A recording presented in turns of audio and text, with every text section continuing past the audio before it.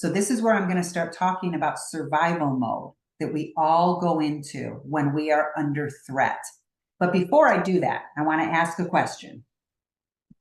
How many of you have ever watched the movie Jaws? Okay, yep. I know not everybody has their camera on, but I do see a couple of hands of people that do, right? We've all watched the movie Jaws, right? None of us watched the movie Jaws while we were in the water, in the middle of the ocean with a potential shark coming at us, right? That's safe to say. I'm guessing every single one of us that has watched Jaws, we watched it from either our couch or, if you're older, like me, maybe even a movie theater, right? Perfectly safe, no water anywhere, no chance of a shark coming anywhere, right? Why do we jump? Why do we jump? Whether it's Jaws, a horror movie, why do we jump? The reason is the brain is predicting potential danger. Now, this is a really important concept to understand. The brain has one job. Ladies and gentlemen, anybody know what that one job is? To keep us alive. That's it. The brain doesn't care about happiness. The brain doesn't care about your values, your priorities, your anything. The brain has one job, and it's to keep us alive. And if you are all here with me right now, your brain has been doing a pretty good job so far because you're here. So the brain has one job, and it's to keep us alive. But it's a very interesting way how that evolved, how that happened. And this is important for both the betrayed and the unfaithful partners to understand. So if the brain has one job and it's to keep us alive, then the brain has to be able to look around and go, okay, that might be dangerous. That might be dangerous. That's really dangerous. I'm not sure about that one, but I'm going to keep my eye on it. That's what the brain does all day long. After a betrayal, everything is a potential danger. If you are an unfaithful partner, listen to that again. After betrayal, everything becomes potentially dangerous. Betrayed partners, you are not crazy. You are not crazy. Your brain has now been wired to look for danger, and it's seeing it everywhere. Why would the brain do that? Well, let's understand what betrayal is.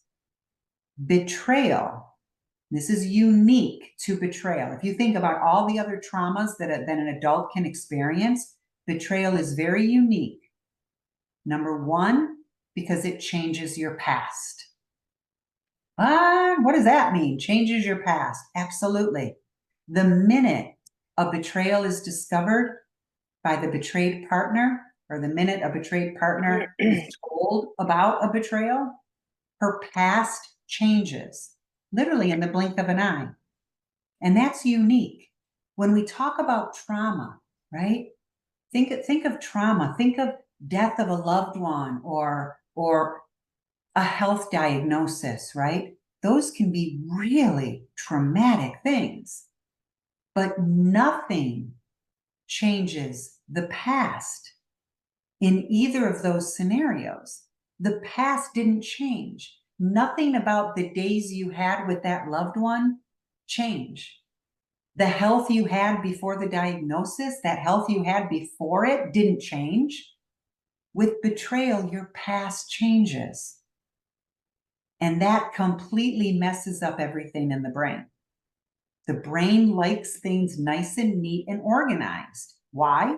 Because if it's got chaos up there, then it doesn't know what's dangerous and it doesn't know if it can keep you alive. It can't do its job. If there's chaos in the brain, it can't do its job.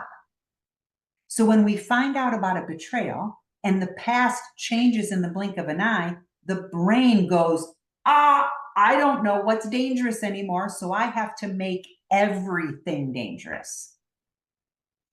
Unfaithful partners do this a lot, where they'll say things like, that had nothing to do with it. Why is that bothering you? Right? If you're a betrayed partner, if you've ever had your partner say that to you, my husband would say that to me like that, this has nothing to do with that. Why is this bothering you? Well, because my brain is looking at everything now as a potential danger because you just changed my past. You just changed my past. So let's go back to this concept, this survival mode. What happens? So the brain has this job, and it's to keep us alive. That's it, keep us alive. Whenever there's a potential threat, whether it's watching Jaws or finding out about a betrayal, the brain goes into what we call survival mode.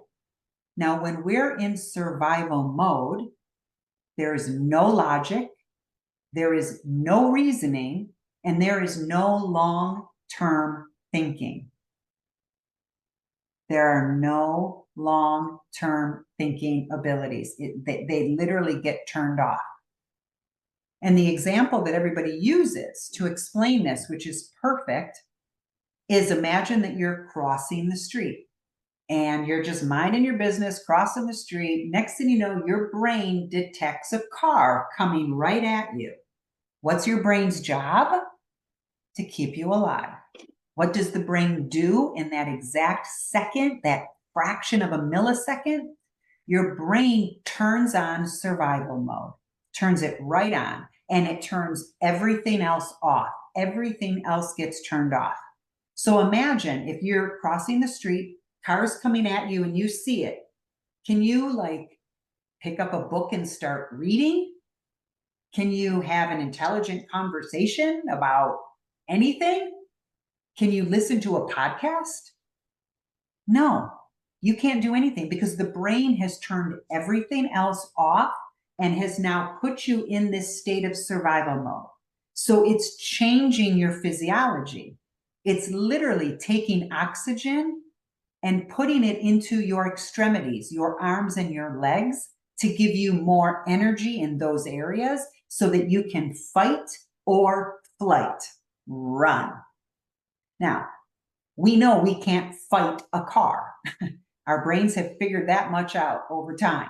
So what do? Middle of the street, cars coming at me, brain goes into survival mode, tells the nervous system, send all the oxygen to the legs, and then we jump back. We run back to the sidewalk. That is all automatic. You don't have to think about it.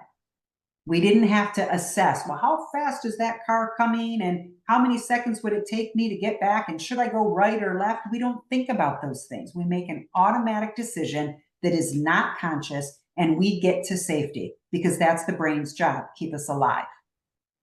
How does this relate to betrayal? Well, again, when we find out about a betrayal, it's like 1,000 cars are coming at us in the middle of the street and we don't know what to do.